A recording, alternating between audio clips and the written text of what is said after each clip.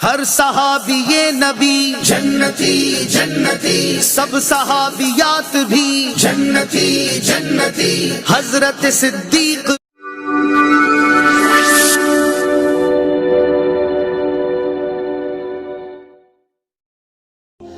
السلام علیکم ورحمۃ اللہ وبرکاتہ۔ پچھلی ویڈیو میں نے 73 فرقوں کی عکاسی کی تھی اور آپ دوستوں سے وعدہ کیا تھا کہ اگلی ویڈیو میں اپنے مسلک کو حق ثابت کروں گا۔ آج میں ثابت کروں گا کہ مسلک اہل سنت والجماعت حنفی بریلوی ہی حق مسلک ہے۔ نبی کریم صلی اللہ علیہ وآلہ وسلم نے فرمایا، میری امت کا اجماع گمراہی پر نہیں ہو سکتا۔ تم جب لوگوں میں اختلاف دیکھو تو امت کے بڑے گروہ کی پیروی کرو۔ حدیث سنن ابن ماجہ، حدیث نمبر 3940۔ اب بات قابل غور ہے کہ نبی صلی اللہ علیہ وآلہ وسلم نے فرمایا کہ میری امت کا اجماع یعنی زیادہ لوگ گمراہ ہو جائیں، ایسا نہیں ہو سکتا۔ اب اندازہ لگاؤ کہ دنیا میں سب سے زیادہ کس مکتبہ فکر کے لوگ ہیں، تو یقیناً جواب ملے گا اہل سنت والجماعت۔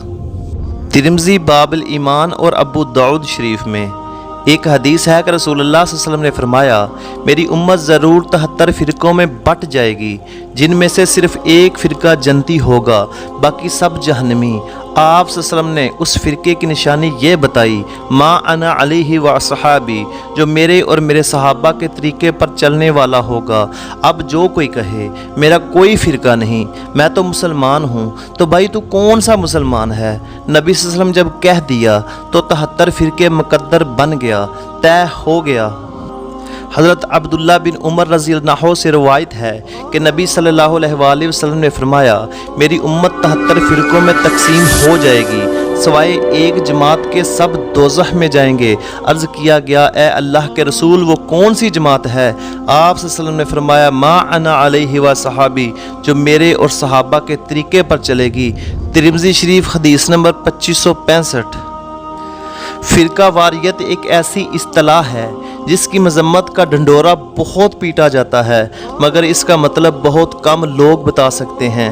فرقہ واریت کو آج تک کسی کو اچھا کہتے نہیں سنا گیا۔ سوال یہ ہے کہ اس کا معنی کون متعین کرے گا؟ آج کل بہت سے فرقے اپنی اپنی جماعت کو سچا ثابت کرنے کے لیے قرآن و حدیث میں بیان شدہ لفظ فرقہ کا خود ساختہ مفہوم بیان کرنے کی جرت کر رہے ہیں، جبکہ مناسب تو یہ تھا کہ فرقہ سے متعلق ان مصادر سے رجوع کرتے جو امت محمدیہ اور سلف صالحین کے ہاں تاریخی طور پر معتبر جانے جاتے ہیں۔ اب آتے ہیں اپنے اصل موضوع کی طرف۔ ارشاد باری تعالیٰ ہے کہ حکم مانو میرا، اطاعت کرو رسول کی، اور کہا مانو ان امر والوں کا۔ اب سوال پیدا یہ ہوتا ہے کہ امر والے کون ہیں؟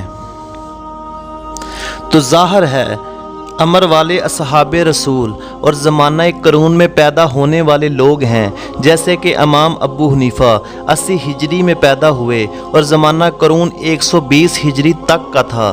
120 ہجری کو آخری صحابی اس دنیا فانی سے کوچ کر گیا۔ اہل سنت الحمدللہ ایسی جماعت ہے جو اللہ کا حکم اور اس کے رسول کی اطاعت تعظیم اور امر والوں کا حکم مانتی ہے۔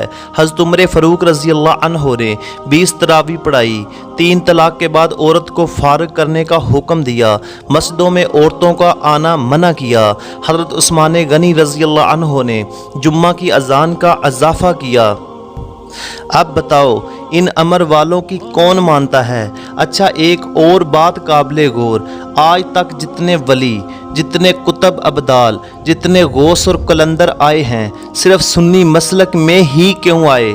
اچھا نبی صلی اللہ علیہ وسلم کے نام اور ناموس پر جتنے لوگوں نے جانیں دیں، ان کا تعلق اہل سنت بریلویت سے ہی کیوں؟ کیا رسول اللہ صلی اللہ علیہ وسلم سب کے نبی نہیں ہیں کہ دوسرے لوگ بس توحید کے ٹھیکیدار ہیں؟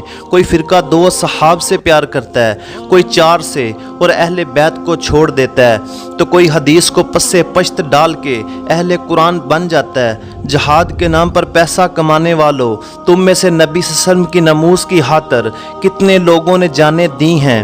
تم بس لوگوں پر شرک کے فتوے لگایا کرو۔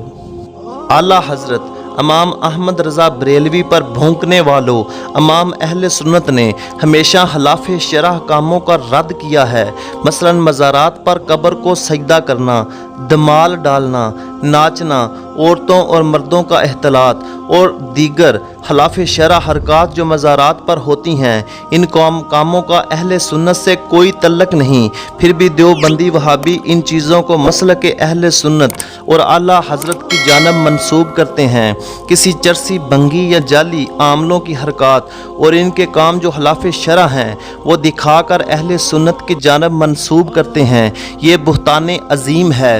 اس طرح یہ لوگ نہ تو دین کی خدمت کر رہے ہیں بلکہ عوام میں اہل سنت کو بدنام کرتے ہیں۔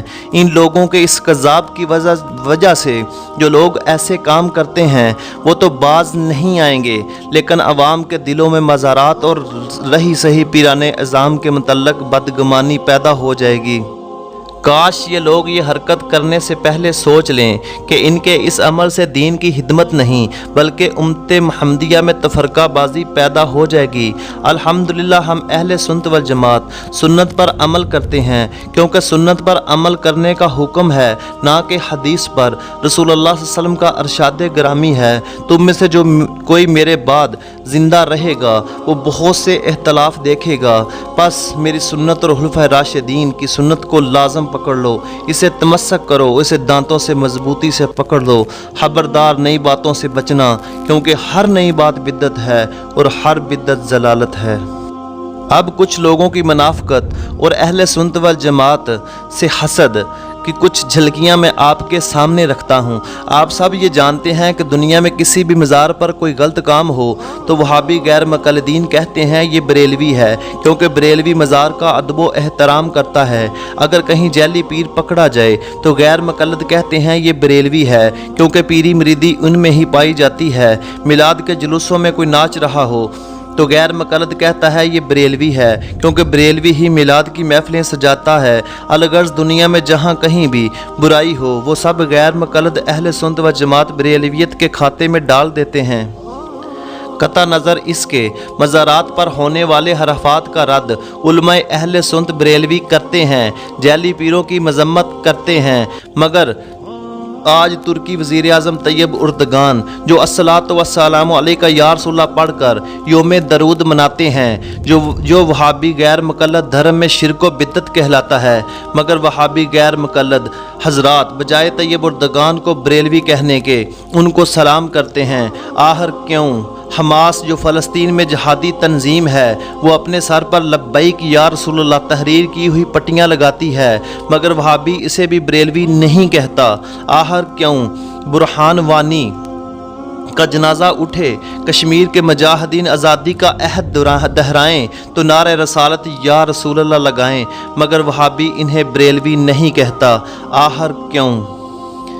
ہے کوئی زاغ ہور یا گو ہور غیر مقلد جو اپنی منافقت کا امتحان پاس کرے؟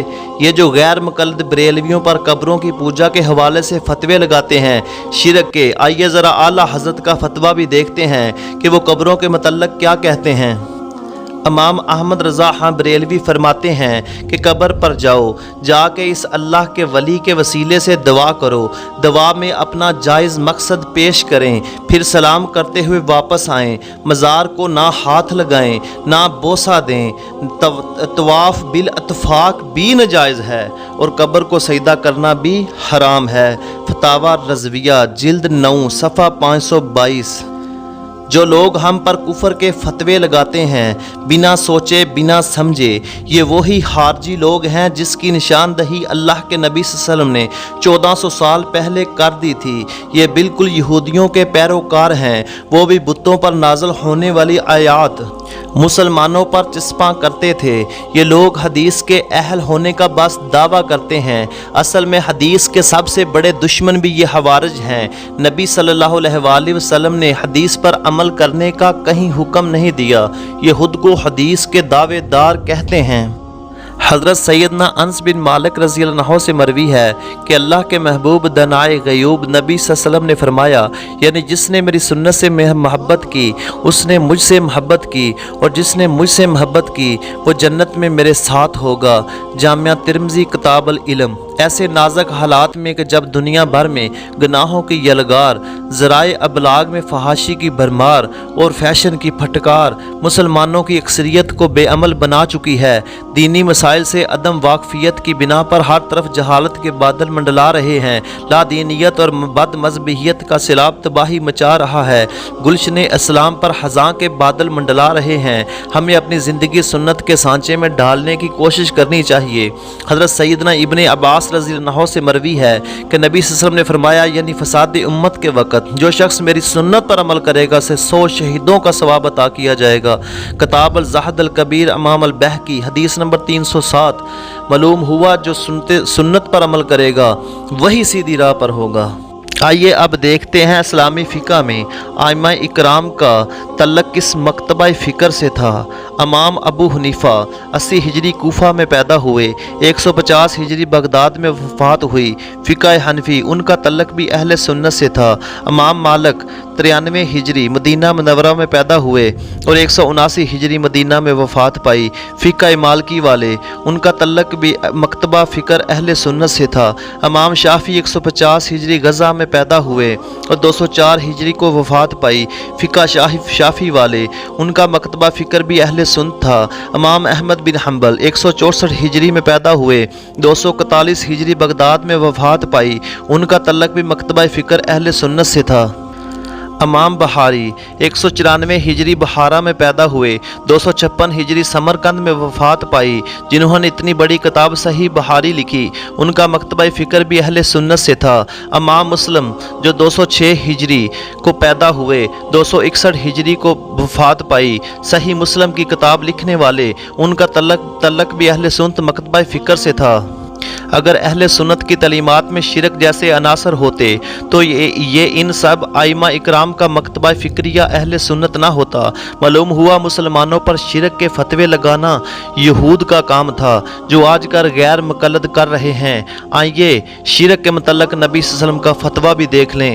حضرت عقبہ بن عامر رضی اللہ عنہ سے روایت ہے کہ نبی صلی اللہ علیہ وسلم نے شہداء احد پر دوبارہ 8 سال بعد اس طرح نماز پڑھی گویا زندوں اور مردوں کو الوداع کہہ رہے ہیں۔ پھر آپ صلی اللہ علیہ وسلم نے ممبر پر جلوہ افروز ہوئے اور فرمایا، میں تمہارا پیش رد ہوں، میں تمہارے اوپر گواہ ہوں، ہماری ملاقات کی جگہ حوض کوثر ہے اور میں اس جگہ سے حوض کوثر کو دیکھ رہا ہوں۔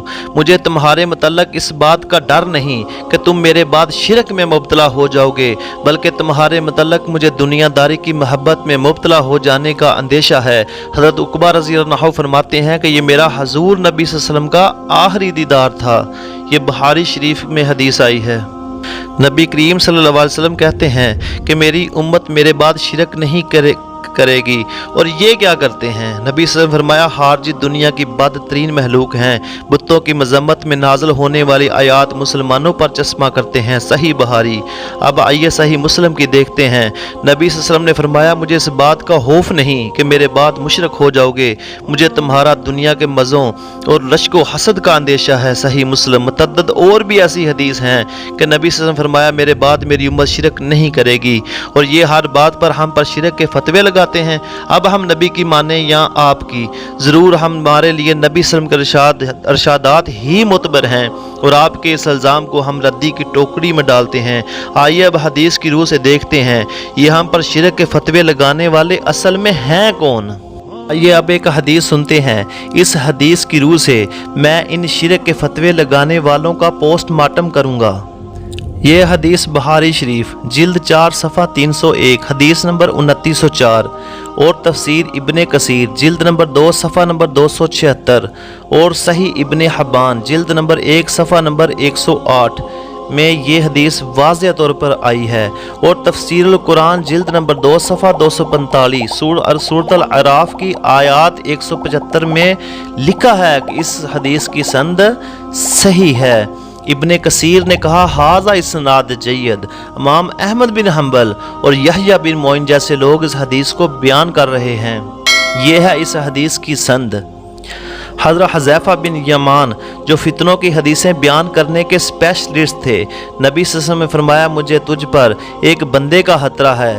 انا مما تحفو علیکم رجل قرأ القرآن، کہ رسول اللہ صلی اللہ علیہ وسلم فرمایا اسلام کی چادر اوڑھ کر قرآن ہاتھ میں لے کر آئے گا مگر ہے اتنا درندہ، سرکار فرماتے ہیں مجھے اس کا خطرہ ہے امت پر، چادر اسلام کی اوڑھے گا، درس قرآن کا دے گا تو پتہ چلا کچھ لوگ ایسے بھی ہیں اسلام کا لبادہ اوڑھ کر قرآن لے کر بھی نوکری شیطان کی دے رہے ہوں گے۔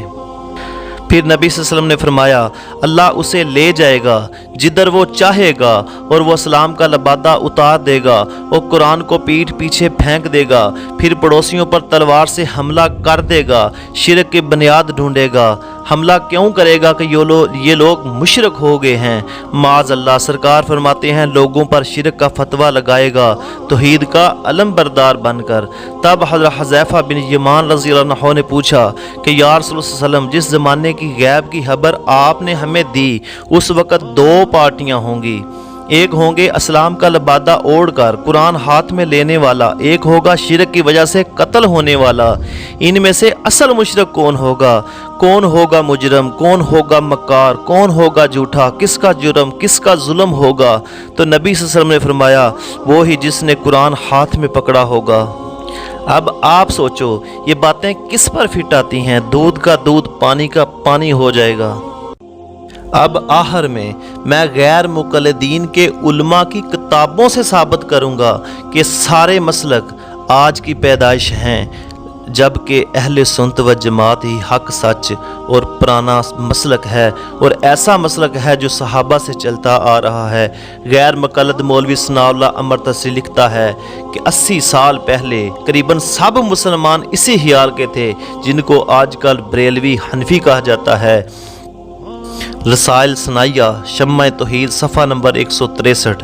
وہابیوں کا پیشوا عبد الوہاب نجدی اپنی ملوحات میں لکھتا ہے کہ ہمارا مذہب امام احمد بن حنبل کا مذہب ہے جو اہل سنت کے امام ہیں۔